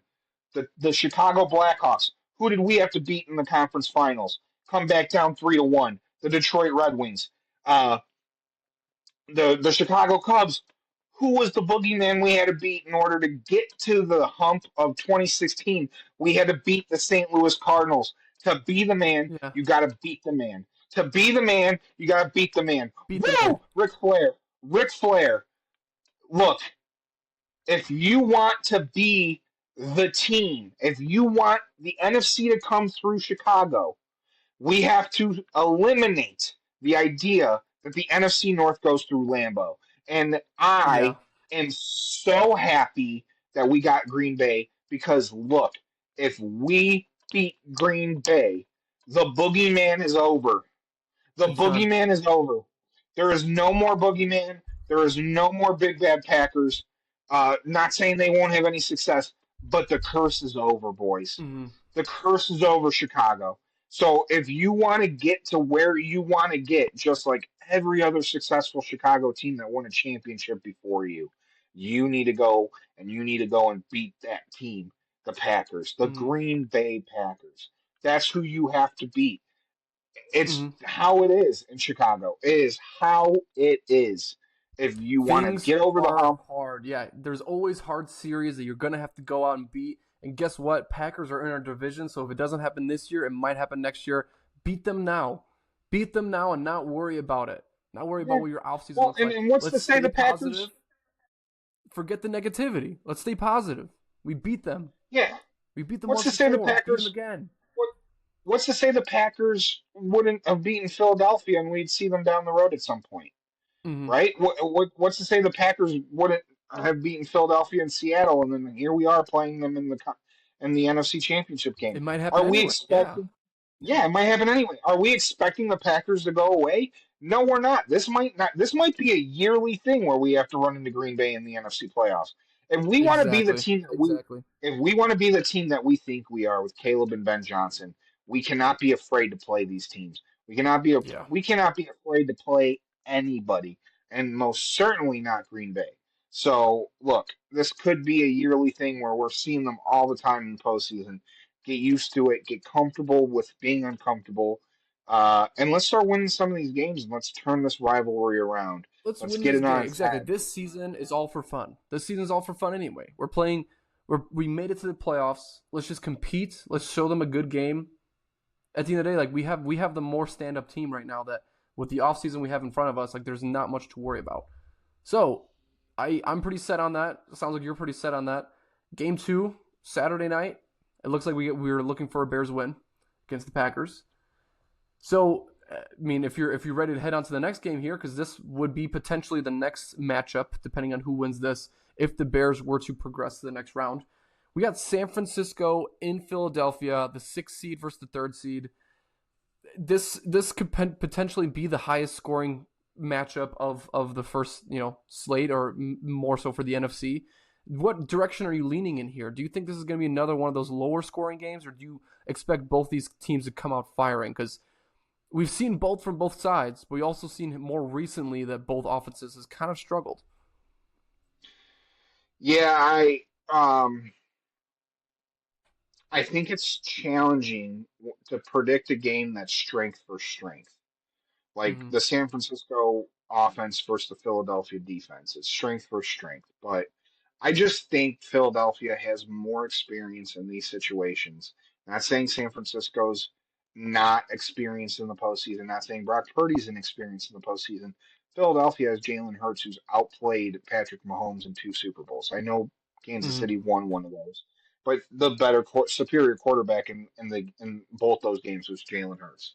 So I would trust Jalen Hurts more to beat San Francisco's defense and the Eagles to come in and slow San Francisco's offense down like the Seahawks did last Mm-hmm. week than I do in San Francisco going out there and uh, breaking down Philly's defense and then their defense shutting down all those stars on offense. Like Mm-hmm. I just don't see it happening, Dejo. I agree with you. I agree with you. I I know with San Francisco, they just played a good defense. They just played Seahawks, right? They only put up 3 points. Like this, I feel is going to be in the same direction. Whereas you could argue that both offenses, Seattle and Philadelphia, kind of roll in the same way, where it all depends on how good of a game is Jalen Hurts going to have. Jalen Hurts didn't have any bad games in the playoffs throughout his career. He No. hasn't had bad games. I think this game is a pretty good first series. Right now, it's looking like the Eagles are favored, 4.5 point favorites, 44.5 point over under. I don't know if this is going to be much of a game that we thought it's going to be. It depends on Brock Purdy. Depends how healthy George Kittle is. Depends on how involved Christian McCaffrey is in the play calling from Shanahan. I see Philly bringing it out here, which would lead to, if the Bears win, then guess who is coming to Chicago next week The would be Eagles. Philly. Well, It'd be Philly. Philly's offensive line is healthy for the first time in a long time, Mm-hmm. and that's really bad for uh a- any of the teams the Eagles can match up with, because the 49ers, the Bears, and the Packers, who are injured on the defensive line. Although it wouldn't be the Packers. If the Packers win, they immediately play the Seahawks. So, but Yeah. if the Bears win and the 49ers, like, both those teams are struggling in rushing the passer. And when the Eagles have a healthy offensive line, they protect Jalen Hurts really well. So, but the 49ers defense hasn't been able to stop a nosebleed, and now Yeah. they're playing a team. They're playing a team in Philly that has Devontae Smith, Saquon Barkley, uh, AJ Brown, Jalen Hurts. Like, they have all these playmakers, all these stars. I just don't see it happening for the 49ers. Now I could be wrong. I kind of I see what could you be mean. wrong, No, I but get it. I get it. It's almost too high of an ask, too high of an order to see San Francisco win it. But also, if San Francisco were to win it, that would mean one thing. That would mean that Philly did not come prepared. Jalen Hurts had a bad game, and they might have completed less than 12 passes. That's how San Francisco wins this game, knowing that they outplayed them offensively. That's the only way, sure. because the defense Yeah. isn't going to save San Francisco. All right, heading on to the AFC here. Those are the three matchups we have coming out of the NFC. First matchup to talk about coming out of the AFC. We have the 6th seed, Buffalo, versus the Jacksonville 3rd seed.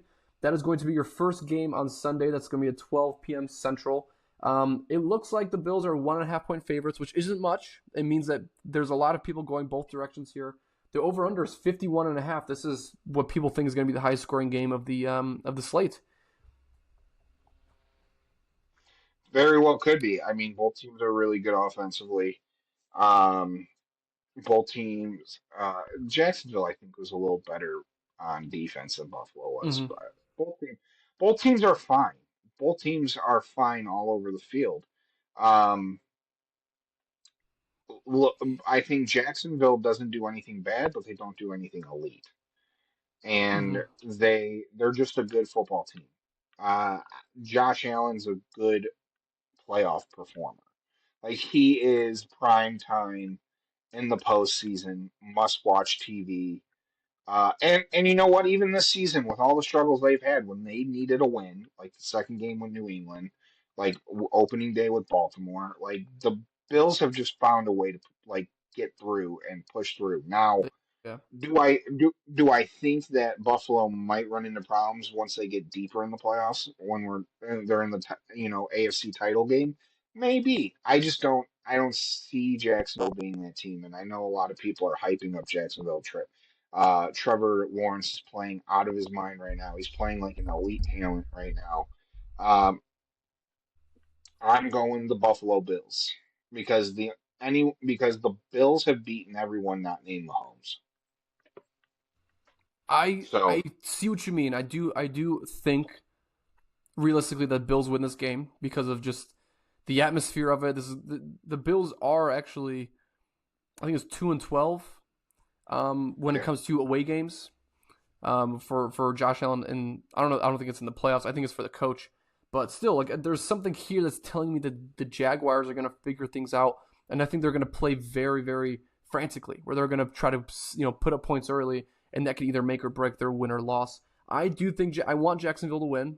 I think I only want Jacksonville to win because I think it's one of those matchups that they're going to have a prove it moment, and Buffalo, unfortunately, in a lot of prove it moments this season, has not finished as well as Josh Allen's played. But I will sit here and for the sake of the show, I will pick the Bills to win this because it's so difficult to go against Josh Allen. How do you do that? And McDermott's coaching for his job. If he loses Exactly. this game, he very well could be fired. So Mm-hmm. um, it's hard to go against Josh Allen. And like you said, they're a flawed team, and you don't feel good picking them. But like, I didn't feel good about their chances against Baltimore last year because Baltimore had a historic offense. And if you remember, Buffalo's defense was bend don't break. Yeah. A lot of people thought Baltimore was going to run away with that game, and Josh Allen and Buffalo won that game. Yeah. Um, I just think Buffalo is they're experienced. They've done it. They're not going to run away from the moment. And like I said, if your name's not Mahomes, they found a way to beat you before. So Very true. Very true. All right. So looking like we got Bills first team out of here. Next game. This one's a little bit less interesting. Now we are looking at our Sunday night game. Our Sunday night, which is the 7th seed Chargers at the 2nd seed New England Patriots. It looks like the Patriots are 3.5 point favorites, with the over/under being 46.5 at the moment. Anything shifting you towards the Chargers here? Is there any potential that the Chargers have to win this game? Obviously, Justin Herbert's 0-2 in his career in the playoffs. He's played quite poorly in his playoff games. Um, I don't think there's much swaying me towards the Chargers. I think Vrabel's gonna beat their ass. I think Vrabel's here for it. um, if the Chargers had a healthy offensive line and they were able to protect Herbert, I think we'd be talking. It'd be a different story. Mm-hmm. Um, I think this is going to be a close game. However, I do think, and the only reason why I think it's going to be a close game is the Chargers do have a really good defense. Um, Now, I think that the New England Patriots are going to do really well on defense. Like, I don't think they're going to have any problems. Mm-hmm. I think they're going to send the house every time against Just get Herbert and him, try and yeah, get him to get him on the rush. ground. Yeah, they're going to try to get him on the ground or have him get it in the air and throwing picks Mm-hmm. because he's done that a lot in the postseason. So, um, everyone's talking about this team being frauds because they played a historic. They're still a good team. Yeah, They're they're still still a good team. They still won. They won the easy games by 20 or more points. They're still a good team. Let me ask you this: if and they're healthy. They're and healthy. they're yeah, The Patriots might be the most healthy postseason team out there right we'll see. There's a lot of questions surrounding Stephon Diggs and his situation. I'm sure he now. does end up playing. I don't think there's going to be anything happening anytime soon. But let me ask you this one thing: if the Chargers had a fully healthy offensive line and they were still the 7th seed, the season went the way it went, what would sway you? Would you pick the Chargers in this game if they had a fully healthy offensive line? Jim Harbaugh. Jim Harbaugh, but the Jim Harbaugh's lost his fair share of big games. I mean, Yes, yeah. um, I'm not saying that if he had a full I would say this. What I'd be most intrigued about is I would be intrigued about seeing the growth in Herbert with a good offensive line in front of him. There's going to be a lot of mistakes that Herbert has in this upcoming game, and a lot of it won't be his fault because he's Mhm. got three or four guys trailing him. Um, he's going to be rushed constantly. So there's a lot that I don't think is fair to blame him Yeah. for in this upcoming. Um, I think that that's where I'd be most intrigued about. I do think with a good offensive line, though, and even with a bad one, like I'm not saying it's 100% locked that the Patriots win this game. It's a good point. Like Yeah. The Chargers could play with New England and pull something out. I just think New England's the better team right now. I think they're the healthier team, even without Diggs, with whatever's going on with him there. I just think New England's Vrabel Vrabel has this ability to really instill, especially in his first season, instill this fight in his team, this grittiness in his teams. Nobody thought his Tennessee Titans were going to run to the AFC title game the year With they that Tannehill, yeah. I mean, yeah, with Tannehill. So I think, and Drake May's a much better quarterback than Ryan Tannehill. So I think that New England's going to win, and I even healthy, I don't know if Los Angeles would be able to have the weapons it takes to beat them. Very true. I do have to agree with you on that. Well, it looks like we got one game left here. It might you can call it the most interesting. You can call it maybe the least interesting. In my opinion, I think this is going to be a big deciding factor in how the next round of playoffs is going to look. It being the last game, Monday night, 7 p.m. We got Texans at Steelers. Texans right now are opening up as 3-point favorites, and the over under is 38.5 points. Texans are favored even though they are the away team. I think it's just that defense that people are worried about. Yeah, Pittsburgh's just a hard team to have any confidence Mm-hmm. in. like Yeah, I like mean they made it how they here. I wasn't confident they'd make it here in the first place. Yeah. well, just how they got here. Mm-hmm. I mean, it's like they played like shit all season. They've been up and down. They've randomly shown at times they could be elite, but they've also shown at times where they could lose to anyone. Like they could lose or beat anyone. Like Mm-hmm. anything can happen with the Steelers. And then like the crazy game in Baltimore where they win on a missed field goal. Um, I don't know. I know everyone's throwing around the stat that since 1992 the Steelers have not lost at Oh, home I on forgot Monday about Night that. Football. That's so fucking batshit crazy that they're playing on Monday night. How Um, lucky. at home on Monday Night Football. I don't believe in those track records. Like I don't believe in that kind of statistic, but what I do believe in, and because I've seen a lot of it, is I believe in Aaron Rodgers when he's playing elite. He's a guy who can win a Mm-hmm. postseason game, and he's the guy that could shock you and turn some heads. Yeah. Now, he's not the same Aaron Rodgers, but when he gets in that rhythm, you start having flashbacks of, oh shit, he's back. Mm-hmm. Um, so Felt it. I Felt it a few think, times. Yeah. yeah, if I had to predict, I think it's going to be a boring 3.5 quarters, and then it's going to be an electric final 5 minutes, and Mm-hmm. we're going to see like a 16-13, an ugly 16-13 Steelers win.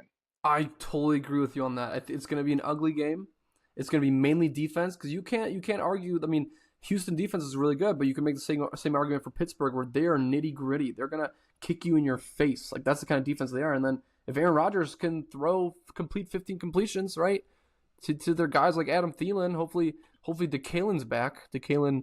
Um, Metcalf is back. I can Look definitely out, see he's the. going to punch you.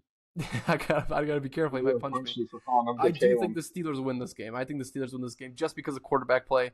CJ Stroud hasn't given me any, advantage being that he is a premier level quarterback that's going to go out and win him games. He could in the fourth quarter if it's a close game. Not as much as Aaron Rodgers though. And also that Steelers running game, dude, you can't like yeah. I know Houston defense is good, but when you got two small guys, they're both going to get you 60 yards that night combine him for 120. You're talking about a first running back. Like he's gonna be they combine to make one starting running back, and they kick ass. So I agree with you. I do think this is gonna be Steelers here. So I'm gonna reread you what we have here going into next week, and anyone else reading this in the comments can go ahead and tell us what they think, or if we're completely stupid on this. We have Rams Seahawks, Bears Eagles, Bills Broncos, and Patriots Steelers heading into the next round. That is what we here at the driveway are guessing is going to be the picks, and we'll let you know if it's going to be correct or not. But do you have maybe just to finish off the episode here? Do you have a favorite bet that you think people should go on and invest in? Do you think is an absolute dime of a hit using your skill knowledge here? What do you think? Uh, if you're feeling dangerous like Russell Wilson and you are a fan of, storm chasing, that Panthers covering is definitely a fun one.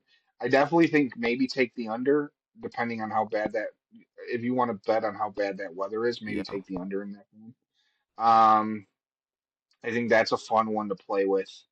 Uh, Bears money line. If you really believe in your team and you want to ride and die with your team, Bears yeah. money line because they're the underdogs. Um, I would say, I would say, Kaimi Fairbairn, three field goals. Ryan Whoa, that's a plus two bold. and a half field goals. plus 2.5 field goals. Ryan Boswell plus 2.5 field goals. Dude, I think we're gonna that's a pull. That's a the kicker. It's the we're kicker gonna game. Everyone's gonna remember this we're as gonna the see a kicker game. kicker game. So You Chris have two Boswell big legs. three plus, and then you got Kaimi Fairbairn 2+. Okay, I could fuck with that. That's fun. That's fun. Yeah, I think you got you. I think you. We very well could see 4 field goals out of Boswell, 3 out of Fairbairn, and things could get really ugly out there. Yeah. Um, and I think that prop bet, even if any of the sports books have it, I think that prop bet you could win a little bit of money on. Mm-hmm. But another prop bet, I like Colston Loveland uh, anytime touchdown. Mm-hmm. I think I I think you're agree. gonna see I think you're gonna see a lot of run and that you're gonna see a lot of running schemes from the Bears, but in the points that they do pass, there's going to be a lot of short dimes to Loveland up the middle. So I would say Loveland anytime Yeah. touchdown is the one I like in that game. And I think Saquon Barkley anytime touchdown. Mm-hmm. Saquon Barkley anytime touchdown makes sense too. I mean, Colson Loveland had 10 catches his last game. I think that's only happened to 2 tight ends ever in NFL history where a rookie tight end had a game with 10+ catches. I could definitely see it. I mean, him as a touchdown scorer, he's going to get those 10 catches again, and the chances of him scoring a touchdown is very, very high. My two biggest bets, I like the sound of these bets just because we've watched a lot of football this season, and I feel I can kind of make a guess here. My favorite one is the under on 38.5 points for Steelers Texans, as we just talked about. This is going to be, both teams are going to put up less than 20 points. I definitely don't see it being a 23-20 game. This is going to be more of a 16-13, 16-10, maybe one touchdown scored in between both teams. I think that is a pretty stellar bet to bet on just because both these teams have not been scoring. Both these teams have not been averaging over 20 points. The next one here is I think I'm going to take the Patriots minus 3.5. I think the Patriots do end up leading this game by a touchdown or more. I just think the way a lot of these Chargers games have ended is that they were down big, they played up until the fourth quarter, and then they just couldn't finish. And I think if the Patriots keep pushing on them, keep scoring, this is going to be one of those games where it's definitely going to be over a field goal, 100% over a field goal. That might be an interesting game to watch the under on too. Mm-hmm. Is depending on because it's going to be cold in New England. Who knows what the weather is, and both defenses are really good. Yeah. So we could see a sloppy game out there. That's how I felt about the Bears game, because if it is a snow game, obviously both teams can kind of definitely go ahead and score, but this, let me just check again, 44.5 if it's a snow game. Maybe not. I mean, actually, I do kind of think it's going to hit around that range. I'm not so confident thinking about it now in the under, but yeah, I mean, those are some pretty good bets there. So if anyone wanted to click those in and let us know how much you win, let us know. I'll send my Venmo too, so you can split it with us. Hmm. Pretty good. I mean, pretty good first episode. What'd you think? Yeah, Yeah, I had fun. I had fun I had a too. good time. Let's do it again, shall we? Yeah, we'll see you guys next week. And Mm-hmm. one thing we are doing is we have our Gmail, so you can send some questions and things, and we'll, hopefully have some type of a message in place of ads trying to get you guys to remind you guys what the email is. So if you have any questions and you want us to read through it and discuss it on the pod, Mm-hmm. we have me and Danny have been discussing about trying to get a phone line here to take your calls because we want to engage with the fans because I Yeah. know that you guys like talking sports just as much as we do. We were the sports fans on the driveway talking about it with each other and saying, "Man, we should be on a sports show one day." So we want to give the opportunity if this podcast pops off. We want to give the opportunity to the people because we know how much all of you love listening and Mm-hmm. talking and watching sports. So We want to share to this. get We you want guys to on. share this driveway that we have here with you guys.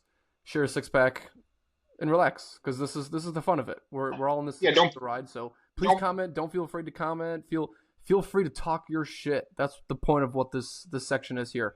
And originally we're going to be posting here on YouTube, but not long after you'll find us on Spotify once we get a few more episodes up in there. But again, feel free to comment and reach out wherever you want. I'm going to try to put the email here. If not, then please check the description and send us whatever you want. Just don't send any photos of your dog or something. Just send us real questions or real inquiries, or just introduce yourself. We're here to give you a shout out. no dick pics. Yeah, I was Um, not gonna say dick pics. That's why I said dogs, but it's like I don't know, or do. or do, because we could judge that too. I don't know. and we'll throw it up on our Yeah, socials. we're gonna We'll have the call off you season out. soon, so we will have a lot of time to talk about shit. And I don't know. Yeah. I'm trying to work on closing like a closing like you know Mm-hmm. kind of catchphrase a little bit. Don't park on the street, park on the driveway. Don't park on the street. Yeah, they're towing tonight. Get on the They're driveway. towing tonight. They're That's a towing. Chicago problem. That's a There's more Chicago than problem. one. You gotta That there's more understand. than 1 foot of snow. You better Yeah, park on the driveway. Yeah, yeah. Follow us. Come, yeah. yeah, come join us So on the driveway. Don't park on the street. I like that.